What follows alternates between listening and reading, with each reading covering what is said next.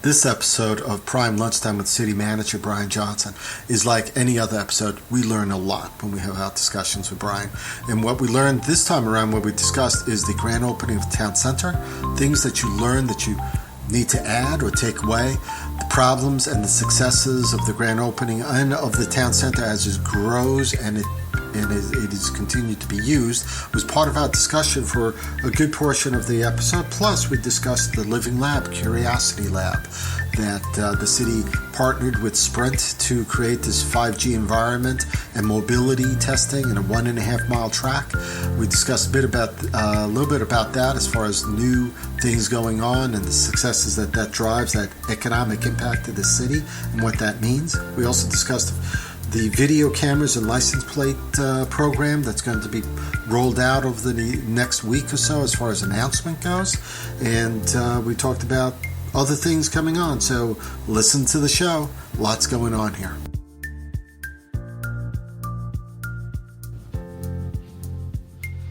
Hey everyone, this is Rico Figliolini. This is Prime Lunchtime with Brian Johnson, City Manager.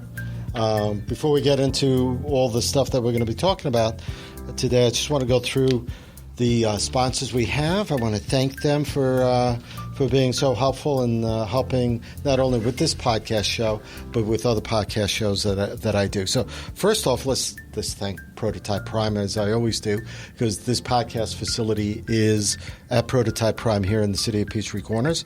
It's a dynamic incubator that deals with early-stage software and hardware companies that are growing up before they head out. And this facility is 25,000 square feet of innovation space that they work in, rental space as well, 3D printing labs, obviously this podcast studio, and amongst other things they're doing here, a lot of programs, a lot of things that you find almost every week. You'll find an event going on here for one reason or another, dealing with technology, dealing with startups, dealing with funding, introduction to venture capitalists. But you'll also find that there's a Georgia Tech coding camp here, 26-week, 27-week program where you can learn website coding and other types of coding programs, and they're expanding that, right? And there's also kids coding. So if you're summer camp and you have a 7 to 16-year-old, this is the place to do it. So there's a lot of that going on here at Prototype Prime. The other two sponsors is Explore Gwinnett, and of course this is probably the most diverse county in the state.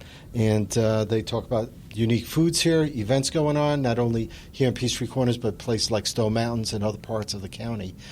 So I want to thank them for being a sponsor and doing the top 10 list with us. You can find that on livinginpeachtreecorners.com or at exploregwinnett.org. Last, Cinebistro, which is a luxury dinner and a movie place with reserved seating. They're like a 4-star restaurant that happens to show movies.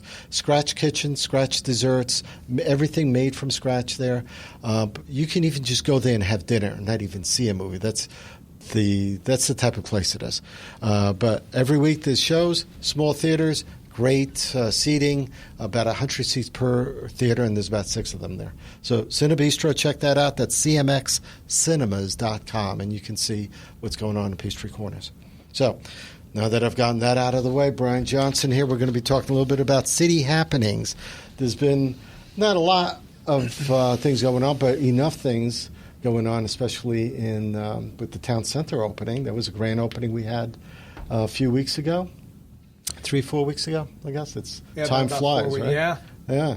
So that was, it's been open, but that was the big opening. And we had a big event there, parade, concert just recently with Hazel, Sister Hazel. Sister Hazel.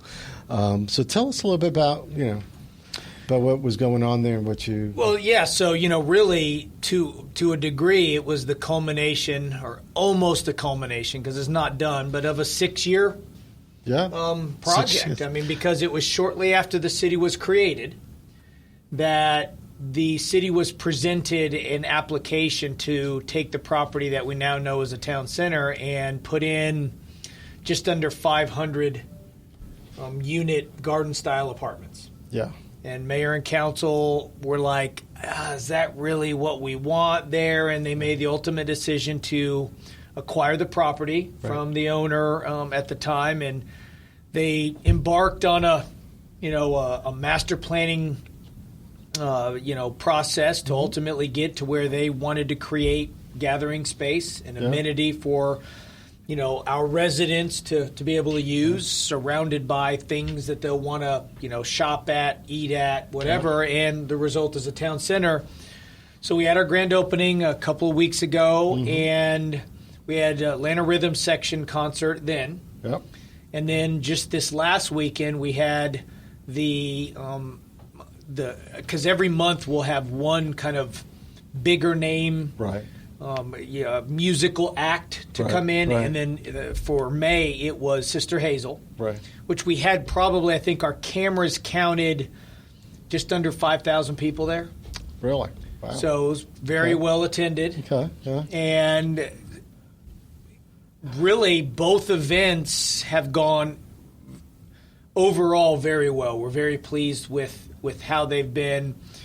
Parking we had worried about, how that'll work, and that's generally working okay. Did you have to do anything special that you learned while because of those events? So if I could give any kind of almost like advice, a theme from on our after action review on these two events is that we're not done. Meaning the city is very much at a point where we're learning. Right. Maybe what we need to do, what we need to tweak a little bit, what we need to add, in some cases what we need to take away. And so for anybody who thinks that we are like, this is it, take it or leave it, that's not the case. We're learning as we go. So there's a lot of that learning curve. Are you going to be adding more parking? Was that one of the parking actually we're finding is not too bad because there's a lot of overflow parking opportunities that we think are close enough that it really offers somebody, not much more distance to walk than if you were on the farthest corner on the upper deck of the parking deck that we have. How many cars does that parking deck hold? 400, just under 400, I think, 365 or something. Okay, but. And then you got all the surface parking, and then you got some of the other shared parking out of Sprouts and all that kind of stuff. And then when you float outside of that, we've got the Forum. Right. That's clearly, and we're seeing people walking across from the Forum, and of course, here in the next couple of days, we will be awarding the bid to a contractor to build the pedestrian bridge so that we can link in a safe way the Forum in the town center. So that'll help, I think, even more people consider that parking on the Forum side is fine because they won't have to cross at grade over 141. Do you know how long that will take to actually happen? To be safe, it's a year project. Okay. To be safe. I mean, we think it could be, if weather really cooperated, we could maybe get it done in, 9 months. Okay. But 12 months. But 12 months is a good... Okay.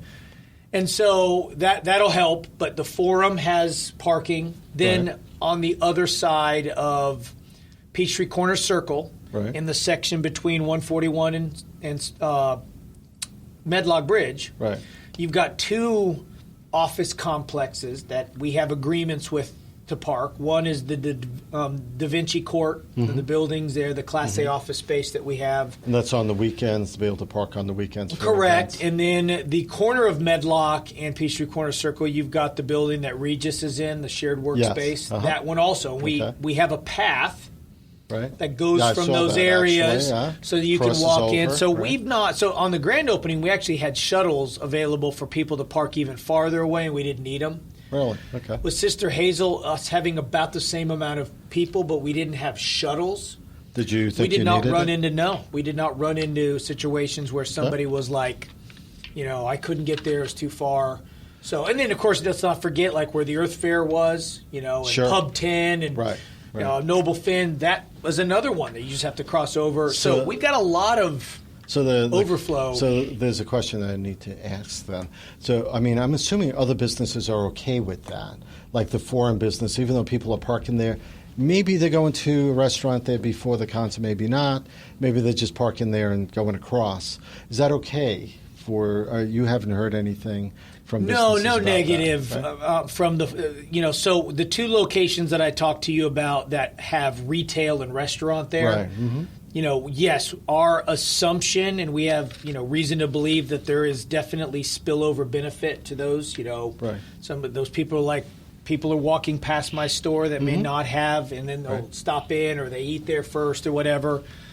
Pub 10 and Noble Finn hopefully get either after event activity or even before event activity. Right. Well, Same at least with the people forum. get to know that they're there. They're there and everything. Now, the two office complexes, we have an arrangement. We have permission because they would normally not have people in that parking lot. Sure. So that's how we're doing that. So, but we're learning, on those kind of things. We've, had some people got to remember that it's not done. And by that, I'm referring to a couple things. So if you consider the town green itself being a square, and it's not, but for ease of description, pretend it's a square, 3 of the sides are developed. 2 of the sides are done. Cinebistro, the buildings that comprise the town center, like Farm Burger and Taqueria Tsunami, and that patio, row, that patio, area. That's done. Right. Then you've got the south end of it, which is it's done from a planning standpoint. That's where the townhomes are going in. Right. I mean, they're not up yet, but it's done. They will be. So 3 of the sides are done. The 4th side, Chile property you've talked about, the city purchased about a year ago, is not. And the good thing is what we're doing is we're watching the town green get activated. We're watching how events play out, and over time, based on our own observations and input from the community, we'll ultimately put something there that is a value add to the town green. Any thoughts of what that might be? Or? Well, we definitely think that there ought to be a lot of elevated vantage points over the town green. Okay. That's something that we're lacking. Potentially performing arts, indoor capacity of performing arts, because like the stage center maybe, or like a what? An art center of a sort. Some kind, yes. I mean, a much smaller audience. It doesn't need to be a really big one. We have plenty of those around here, but some smaller venue that you could do some kind of performing arts like or a whatever. 400-seat theater or something. Right. A 500-seat. And it's an attraction in and of itself. We want destination location type of stuff where somebody goes to that because it exists. And any expansion of, where's the trail in comparison to that? Because there's some trail work around there too. Well, the temporary sawdust trails, that would potentially go away because there could be buildings or whatever over it. But while we don't have it, let's go ahead and use it. Yeah. We might be able to integrate it in there. I mean, there could be some kind of covered and you walk underneath through a tunnel and under a building or whatever. Okay. We do have long-term interest in maybe linking in the big detention, the lake or the big detention pond that's on the other side of Peachtree Corner Circle. Have a trail around that and linking it into the town center and that botanical garden area. Yeah. It'd be cool to be able to do picnic areas almost like that, right? So we have, but the point is we're learning. Yeah.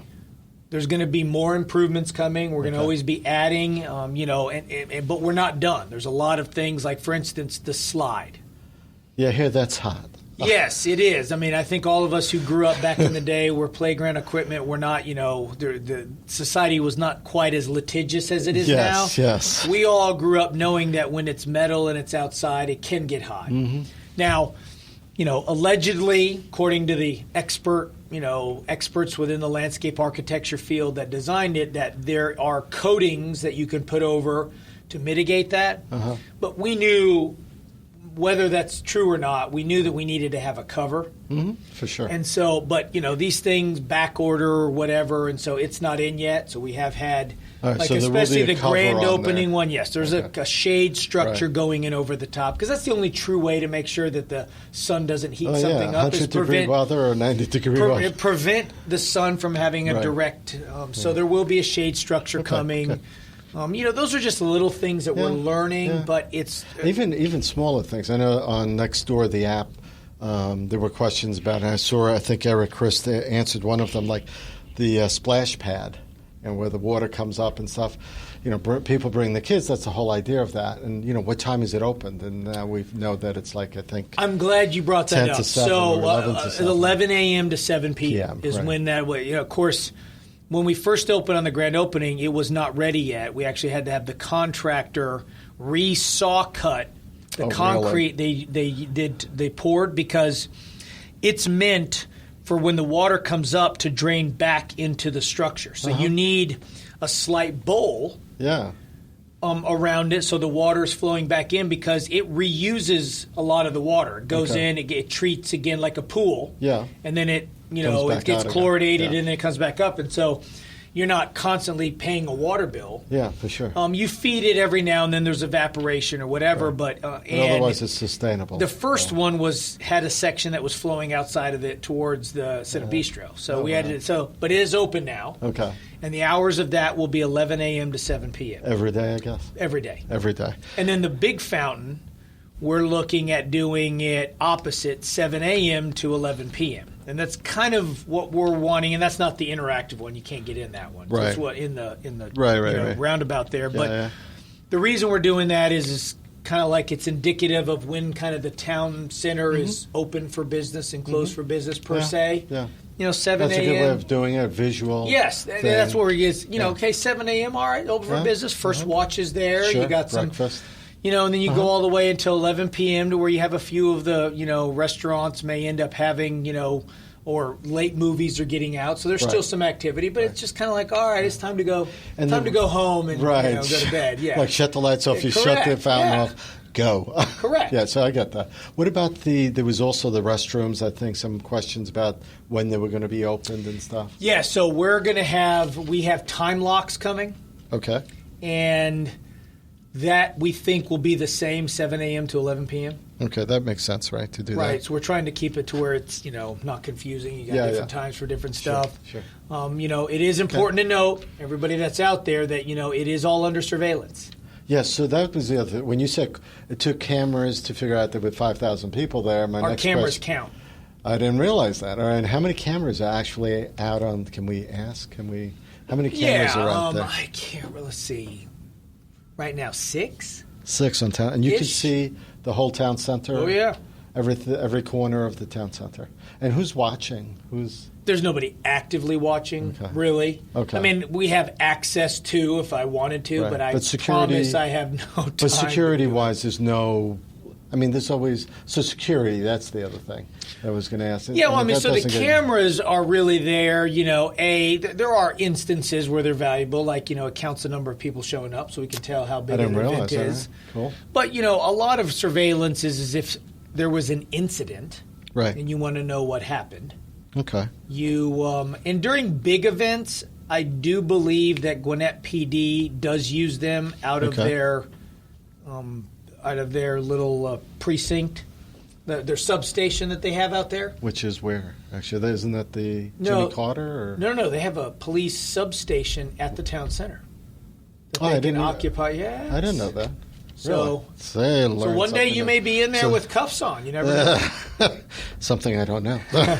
So there's a substation there at Town Center. Right. It's on the back side. It's basically if you come out of Cinebistro's front door and you look directly across the road, kind of fixed to the edge of the parking deck, right across from that front door is a small... I mean, it's a room not much bigger than this, but they have some assets in there.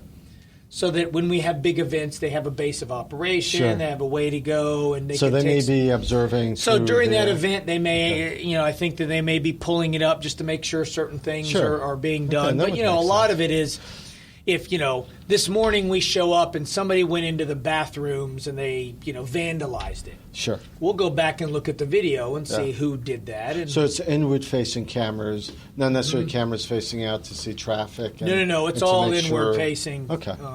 Now some of the businesses may have their own. Right. In their storefronts. Yeah, I would think. But no, ours is around the town green. Okay. Looking at public assets. So when we had the Sister Hazel concert, how many police units were there? And they weren't. They're being budgeted and rented. Yeah, they're off-duty police officers that are being paid. Because I think I remembered seeing like four cars or something. Yeah, no, the grand opening we had a lot more because we didn't know how many people would show up. And it was a grand opening. There was a parade and there was a lot of other stuff. For Sister Hazel, that probably is about right. Yeah. There may have been a few more. I think there was like 3 or 4 in the town green walking around. There may have been a few more out on the street with at the beginning to make sure traffic didn't get out of hand. Okay. I mean, that will be a benefit when we put the pedestrian bridge in, is that Town Center Drive, Foreign Drive intersection will no longer have at-grade crossing capabilities. So you won't have to worry about, because right now the officers are kind of having to stop traffic when you have large groups wanting to walk across from the forum. Sometimes they take longer than the pedestrian crossing signal allows them because there's so many people. Sure. So we need it there, but when we close that to where they'll have to use the pedestrian bridge at that location to get across, it'll help traffic. Because the cars won't have to stop as long. What else have you guys learned to maybe take away? You said there might be things you want to take away that doesn't make sense. There's some things that we're having to look at when it comes to some of the business operating there. I mean, so think about businesses like Farm Burger. Yeah. Their front door is facing out towards the roundabout and the big fountain or whatever, but their back door is the observation deck for the town green. And so, back door space, oftentimes people don't want it to be, necessarily seen. You have trash bags and you have deliveries. And so we're having to try to work through who can put stuff where out there, how much furniture we have. People are moving some of them around and, taking creative liberties with it. Some of the rules. That's surprising. Do we allow bikes or skateboards or electric scooters or so some of the rules are and so we're refining the signs. Similar to what Gwinnett Parks does. I mean, they have signage that says whether you could bring dogs on a leash or bikes on certain paths. And even here's another one that people. It's the operations of this that's again a moving target to a degree, but. What do we do about rentals? So we have a lot of interest now in people renting the entire town green. Really? Okay. That's and we're not going to go there. We're going to come up with a section. So even renting for a festival or something like that? Well, the festival... Well, not the Peachtree Corners Festival, because I know that's too big for that area. Well, not necessarily. If you close Peachtree Corner Circle from 141 to Medlock... Yeah. And made that to where you could put in the booths and the car, or use the Da Vinci Court. But the Da Vinci Court, big parking lot area, could be where that is. I mean, it could be done. It could be, I guess. But no, we don't have any. We're not wanting to have the entire thing rented out to one group because it is a public amenity. Now, if the Figliolini family wanted to have a reunion and you had 30 people showing up. We are looking at having a section of it that will let you kind of, reserve, set up a tent maybe or whatever, but we're not wanting it to where, because think about it, if you rented the whole thing and then the public shows up, they just walk in there if it's expecting, if it's a private event, I can appreciate that. Yes, that's it. But if it's a public event. If we have an association with it, let's say it is the Peachtree Corners Festival one day. Which is not ours, but we have a clear association, we would have no problem because it's still a public event. Right. It's open to the public. So, but even something, let's say Sewanee does like the Sewanee Beer Fest, the Sewanee Wine Festival, those are like sort of paid tickets, but it's open to so those are okay, those types of things. But private events, where it's closed to the public. Okay. Now, we think that there will be a section of it that is to where, like I said, the Figliolini family reunion could say, we put up this tent, we got these tables, this is just for us. Right. But it's not the whole thing. Okay. And there are some amenities, like we've had people who wanted to rent for a private birthday party the interactive fountain. Really? No. Yeah, I can see that. Because can't you just see this? Fair. So they do this, and then the family shows up with little Johnny. Yeah. Who got all excited. He's going to go out there. He's got his bathing suit on. It's hot. And he shows up, and they're like, no, it's ours. That's not going to work Wouldn't that almost make sense? I mean, the part where that extra land on the unfinished side, that we talked about. That could be an arts thing or something, an expansion of the town center or whatever. I mean, that almost could be a place or a smaller place made out so then it can by either installing a pavilion or by creating an area that you can do that type of event. Now you're talking. I mean, and we have maybe some opportunities in the existing space by making some renovations above and beyond that we could create some kind of a space that you could, rent it out. Yeah. So we're not averse to renting some sections out. Okay. But we don't want the whole park to be rented out. And we also don't want amenities that are kind of like, we're all going to use it, like the, interactive fountain or all of that deck space behind the restaurants. Right. You can't do that. I mean, people are... But when you looked at a place like Pinckneyville Park, where they have a beautiful pavilion that I don't know how many people even know that's in the back of the, I think it's the baseball It is. field It's a park, baseball complex. Right? And they can accommodate 100, 200 people maybe. They have their own kitchen facility there that can be used. Grills. I mean, if somebody wants to do that, there are opportunities to do it out here. Jonesbridge Park, Gwinnett County lets you rent some of that space.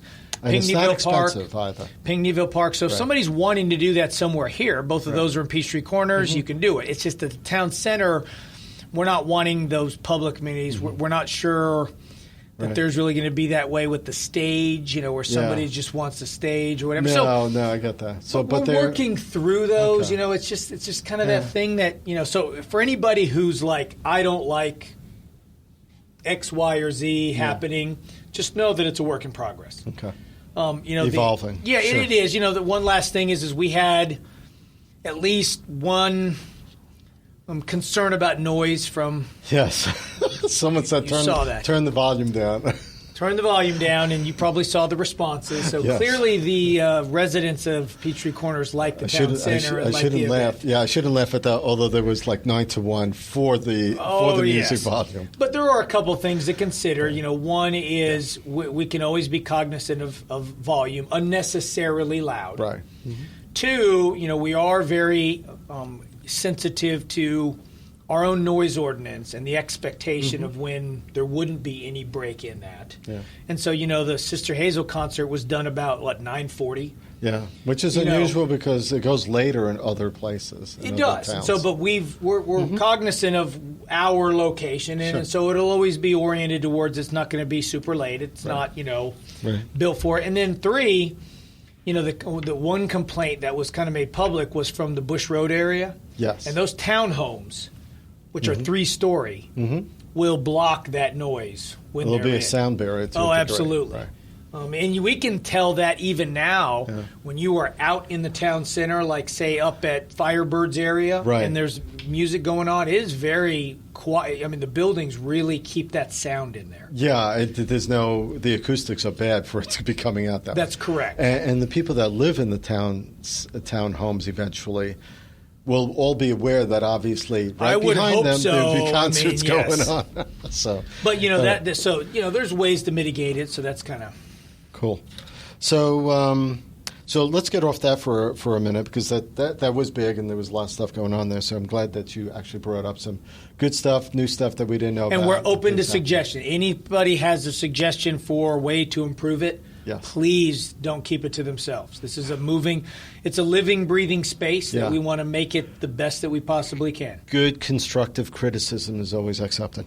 The Living Lab, just to hit on that for just a few minutes, it's almost like catching a train now. There's so many things going on, so many companies that want to use the facility, it seems, that you're constantly being impressed by the amount of companies or things coming out at this point. Yeah, so we're going to be announcing some other big partnerships coming up here shortly. But, as it stands right now, we, of course, have a strategic partnership with Sprint. They're installing the 5G antennas on the roof of Prototype Prime in City Hall right now. Really? Okay. We also have a research partnership with Georgia Tech. Yep. They will be doing research up here at their lab or at our lab. Wow. So our partnership is for the use of their facility. Yeah. And again, somebody's like, well, what's in it for the city? We're not a research institution. No, we're not. Nor do we want to be. But when Georgia Tech has got these research projects doing testing and research data collection up here. They've got to eat in restaurants. Right. There may be even people who are staying here overnight, for that kind of thing, and that's money into our hotels and, to movie theaters at night or whatever. So that's where we're getting economic the benefit here. Yeah. So we got a bunch of those, and we've got a bunch of invites to speak at some conferences coming up by virtue of the. You're doing one in when is that? Actually? Israel in 2 weeks. Israel. Wow. They've invited us. The Israeli Innovation Institute invited us to go out and speak at the mobility conference out there. Nice. And meet with them. And I think there's 37 companies that have signed up to meet with us while we're over there, because they're interested in anything from testing or just establishing a presence in North America through Prototype Prime. And this would be a great place to do it. I mean, the fact that the city of Peachtree Corners is only 6 years old, and we're constantly trying to put it out there that we're here. I mean, that's always a battle, too. It is. The understanding that we have a city here that's not Norcross, for example, because we used to be known as Norcross. And there are even companies still calling it Norcross, Georgia on their business stationery. So putting that out there, and people saying, yeah, we're in Peachtree Corners, when Sprint says that, when other major companies say that because they're doing work here, I mean, that brings it does. a whole it's lot. helping a new city establish its name out there in the vernacular of, nobody questions, like Savannah. What's that? I mean, right. When you get time, always helps all that. Right. But the other thing is, even if people knew our name, it is a dog-eat-dog world when it comes to cities competing with each other. We're constantly stealing each other's citizens, companies, tourists, all the time. So it's a constant competition to we're better than them, we offer more than them, this is a better place to live, work, learn, play, whatever. Because if you're not doing that, you will get poached. Other cities will poach everything that we've got. Yeah. And you're left with, people's sloppy seconds. And so it is competitive. And so anything we can do to separate ourselves and especially from other cities that are oftentimes doing really good stuff in their own right. Yeah, Alpharetta does great, for example, with what they're doing. They got a big tech. Startups. Yes. Yeah. I mean, there's a lot of great municipalities, even just around us, that there's nothing wrong with them either. But so we've got to separate ourselves, and this is really doing it. And I'll close that with one other thing is last week – I sat in a meeting. I was asked to attend a meeting that was brokered by Sprint. It was one of their partners, an international company that we would all know. And they sent a delegation from their overseas headquarters, and they wanted us to have a meeting with them. And I didn't really know the purpose of it, but, we got a strategic partner in Sprint, and they said, you really need to meet with these guys. And it didn't take too long.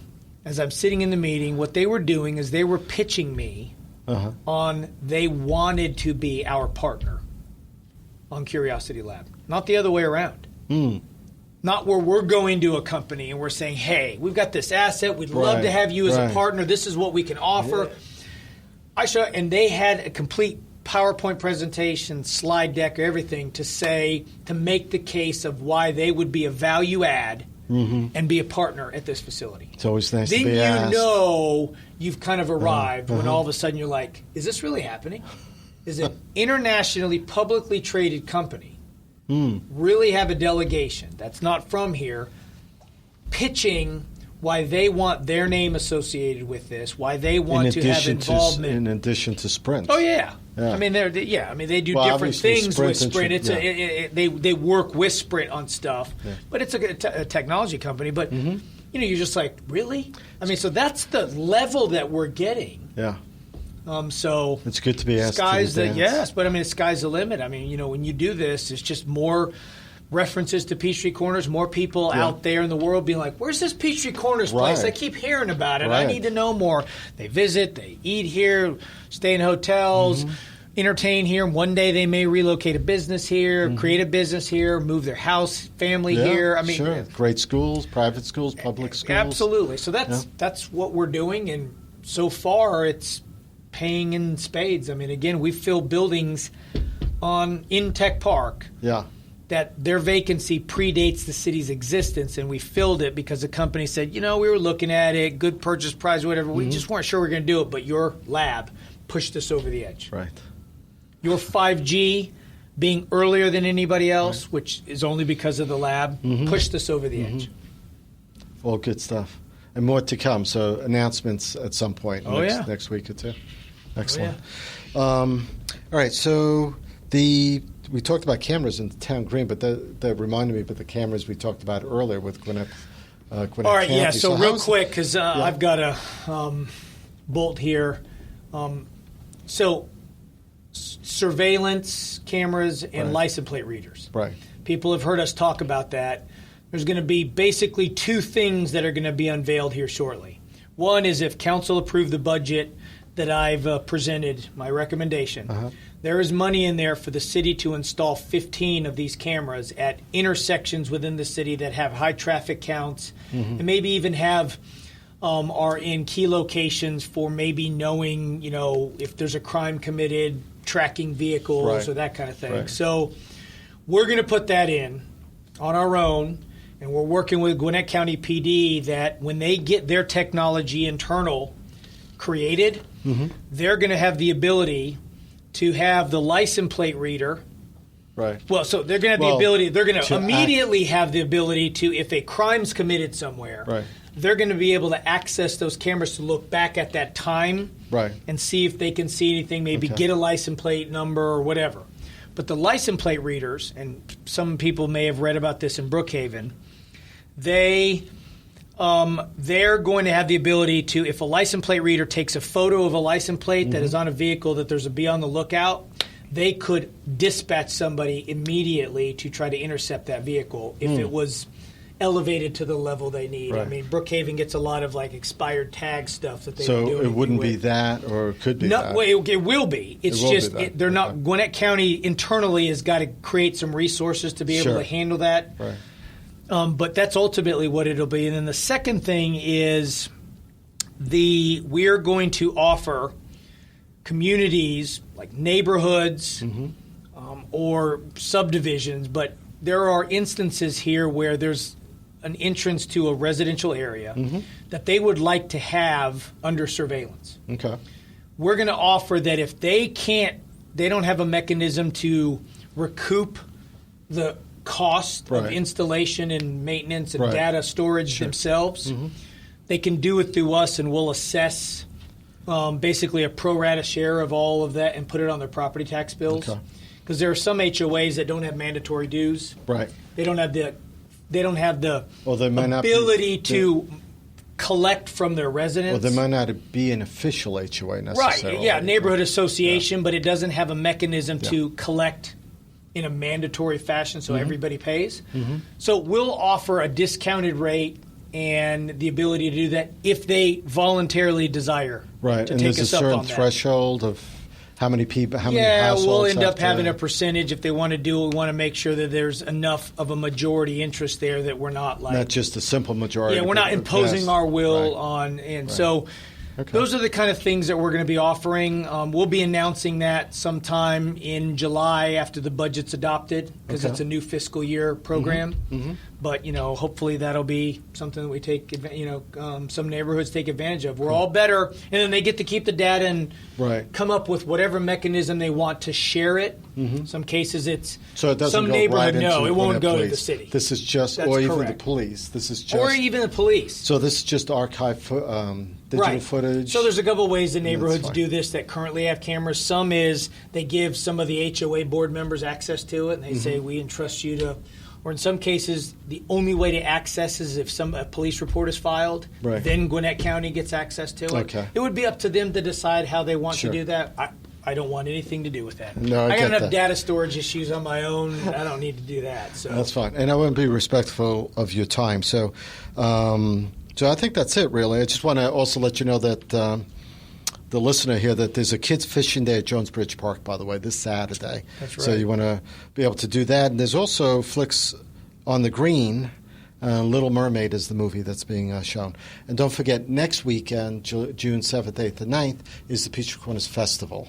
So you could check that out. Just go peachtreecornersfestival.com, I think it is. So thank you for listening. Appreciate you showing up here. And thank you, Brian. Thank you for having me and for doing this. The residents don't realize how much better they are of having the ability to get information. So keep up the good work. We love seeing this kind of stuff. Thanks. And thanks to the sponsors as well. Take care, guys.